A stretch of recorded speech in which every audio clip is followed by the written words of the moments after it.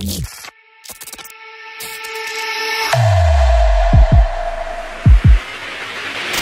super excited to talk to you guys about this project, being that I'm from LA. Car culture is very big here. It's one of the cities you obviously visited.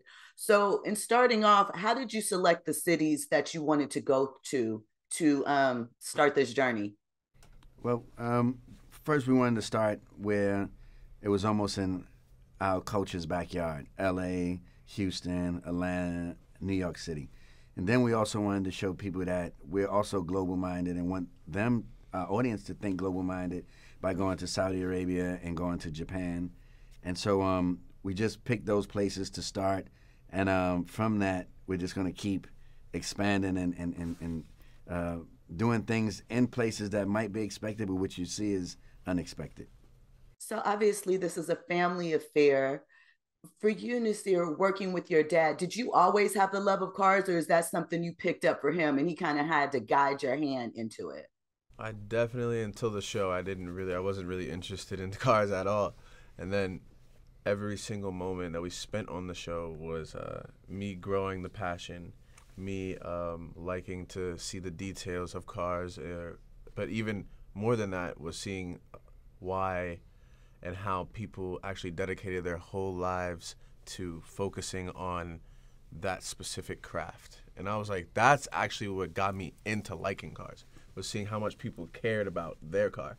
Like, you know, like when you're in a neighborhood and you see a person really taking care of their car, like washing it and having it so shiny for whenever they drive it, whenever they bring it out. That's what we experienced with Drive, and that's why I got into cars, really, really. I love that. So for both of you, you're coming into this with, a different level of passion for it, love, learning. This is obviously something that has been there for you for quite a while.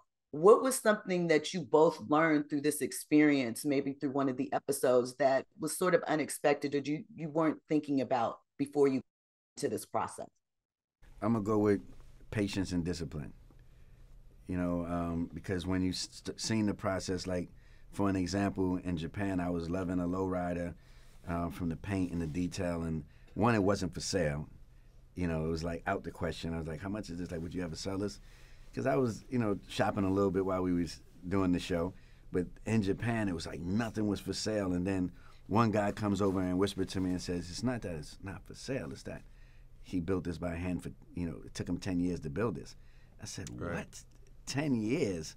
And then you started seeing this in other places, like people really put their time into things and they're not for sale. And, and that's them exercising discipline and patience, because it wasn't about the money. And even watching them compete, the hot rods, and, them compete for $100 trophy, like, it's clearly not about the trophy.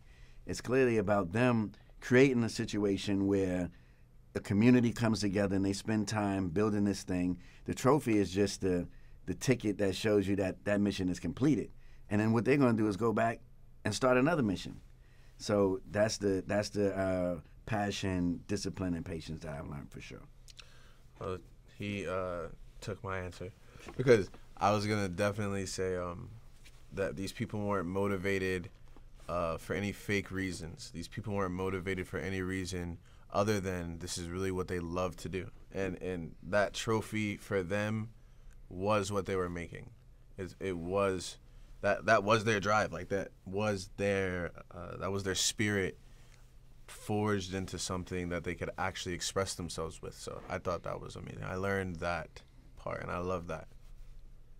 So as you pull this together, I look around, I see like motorsports taking a more prominent place as far as urban culture and our culture. You see the popularity of F1 gaining ground. There's a Vegas race that's coming up. What do you think, because car culture is inherently something that is a part of urban culture, but it's also bringing in these other elements like you are. What do you think the average fan can take away from this experience? Because some people may feel like, I've seen LA cars, I've seen New York things. So how are they going to learn something from your perspective? Well, the way that we did the show was very purposeful, and we tried to put something in each episode that's not predictable. Like, when you go to Houston, you're thinking about elbows and the way that the slabs, But then we showed you mud racing on four-wheelers that's, you know, with 30-inch wheels that we never even knew exist. And just like coming to LA, it's about the low riders, but we focused on hot rods and different areas over here that you might not know that's right under your nose. You know, and in Atlanta, you know, you're used to old school cars, and then there's this female named Mermaid that's running thousands and thousands of her Jeep crew, and, you know, each of their Jeeps are expressing themselves and their character. And I've lived in Atlanta for 8-9 years and didn't know there was so many Jeeps in Atlanta. I didn't know it was a Jeep chapter. I didn't know this beautiful queen was running this thing the whole time. Shout out to Mermaid. I think what we put in the show was a lot of discoveries, more than, I was like, oh, it's New York, oh, it's going to be this. When we went to New York, we showed you something completely different, and we showed you what you thought we was going to show you. So you give the best of both worlds. Educate and expand. So doing this as a father and son duo, what was the most challenging thing about working with each other through this? I think for me, the challenging part was actually there wasn't that many challenges, honestly. It was pretty seamless, you know, because we're different, but we're very similar. We're very different, but we're very similar. Like the synthesis, it lined up. We didn't have that many issues like that. We don't really have issues like that. What is your favorite vehicle, either from the series or in general? Like, what is just something that's premium that you think everyone needs to know about? Maybe not have, but know about. For me, I'm gonna go with the LaFerrari. I just think that it's one of the best cars that's designed from this designer named Flavio Manzoni, who's a friend. And just the way this car drives, looks, it's exceptional. I like Porsches. When we went to Atlanta, we saw the whole Porsche crew. I just think that they drive, you could do anything you want. You can use them for day-to-day. You could use them for speed. You could use them for, it's just like, it's almost you get teleported to Europe when you're driving a Porsche. I love that feeling. Is the most important for you design detail that you want to have in a vehicle that you use for day-to-day use? Because it's different for something that you just bring out on an occasion or it's a showpiece, but day-to-day. Definitely music.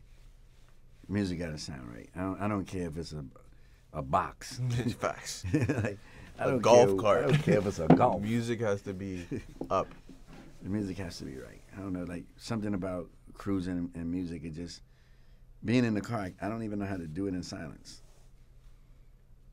If you could gift, right, your best friend, both of you, or just a stranger, someone, the experience, right, of Drive in person, what do you think the best city to drop them into and show them an ultimate Drive experience would be?